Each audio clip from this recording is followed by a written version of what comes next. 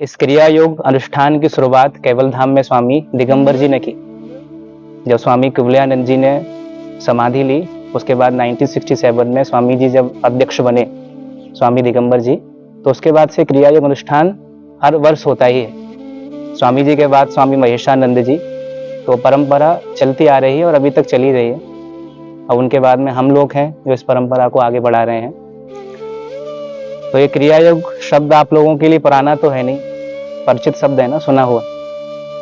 Diploma पूरा होने को आया है, बीए एमए सब नया शब्द है क्या ये क्रिया योग? सुना है कि नहीं? पहले सुना है क्रिया योग? तप स्वाध्याय ईश्वर प्रणिधानानि क्रिया योग। तप स्वाध्याय ईश्वर प्रणिधान को क्रिया योग कहते हैं, या फिर क्रिया योग के ये अंग हैं, ऐसे अभी हम बोल सकते हैं। तो ये 3 शब्द आपको अब ये 3 दिन पढ़ाए जाएंगे, सिखाए जाएंगे।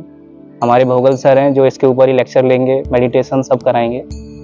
तो इन 3 के ऊपर तो मैं ज़्यादा नहीं बोलूँगा, क्योंकि ये 3 ही आपको 3 दिन करने हैं। लेकिन हम ऐसा क्या करें ताकि ये और अच्छे से हो सके और भी सफल हो जाए, ऐसा कुछ करें ताकि इसको हमारा पूर्ण लाभ मिल सके। जैसे होता है ना कि बिना परहेज के दवा काम नहीं करती। किसी को जुकाम खांसी बुखार है और वो सुबह पैरासीटामोल की गोली ले, उसके बाद में जाकर के फ्रीज का पानी पिए, फिर आइसक्रीम खाए 2 बार, और डॉक्टर से बोले कि आपका कोर्स तो मैंने पूरा किया लेकिन असर नहीं हुआ। क्यों? परहेज नहीं किया। तो जैसे बिना परहेज के दवा काम नहीं आती ना, ऐसे बिना अनुशासन के योग भी काम पूरा नहीं देता। क्रिया योग भी तभी लाभ देगा जब परहेज होगा, और योग में परहेज क्या है? अनुशासन। सबसे बड़ा परहेज अनुशासन ही है। जगह बदलने से कोई योगी नहीं होता। मैं यहाँ से उठ के वहाँ चला जाऊँ योगी हो जाऊँगा, ऐसा नहीं होता। मैंने कई ऐसे लोग देखे हैं जो घर में हैं, गृहस्थी हैं, लेकिन योगिक जीवन जीते हैं और पूरे योगी हैं। ऋषि मुनि ऐसे ही तो थे।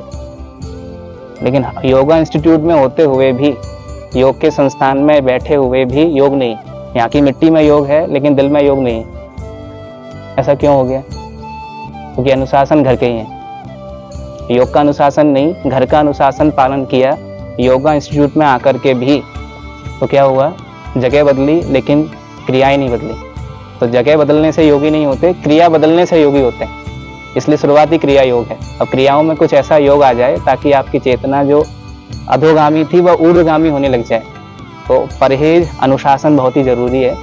अब आप हम संस्था में तो रहते ही हैं, संस्था में खान पीन सोना जागना सब एक सिस्टमेटिक वे से चलता है। उसको फॉलो करेंगे तो लाभ पूरा मिलेगा, नहीं करेंगे तो कुछ नहीं होगा। और होता वही है, कर नहीं पाते।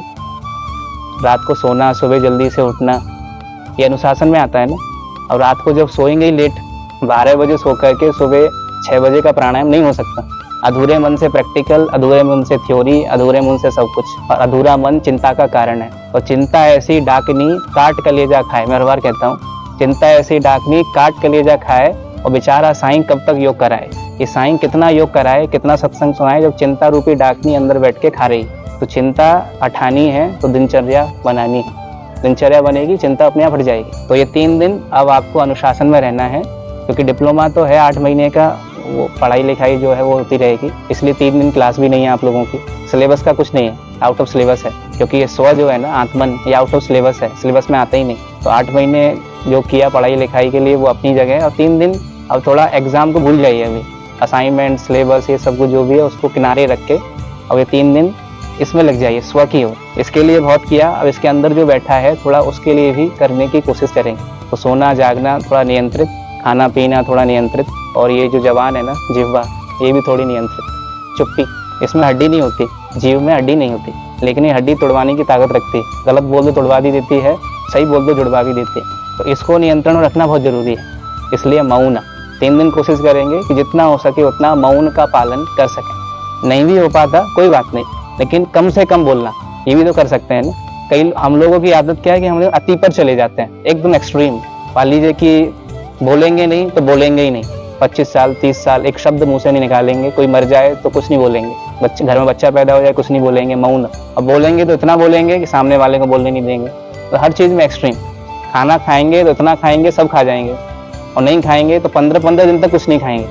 लेकिन बीच का रास्ता भी एक है जो हमें बताते हैं भगवान श्री कृष्ण।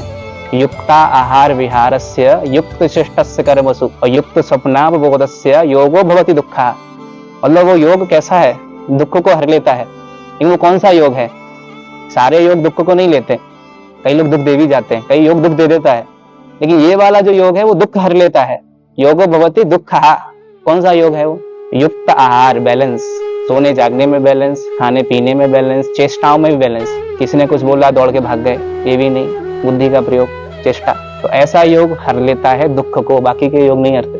इसलिए मौन जितना हो सके शांति से, अपना केवल धाम इतना बड़ा है, जगह बहुत सारी है, उसका प्रयोग अच्छे काम के लिए करें तो अच्छा रिजल्ट भी आएगा।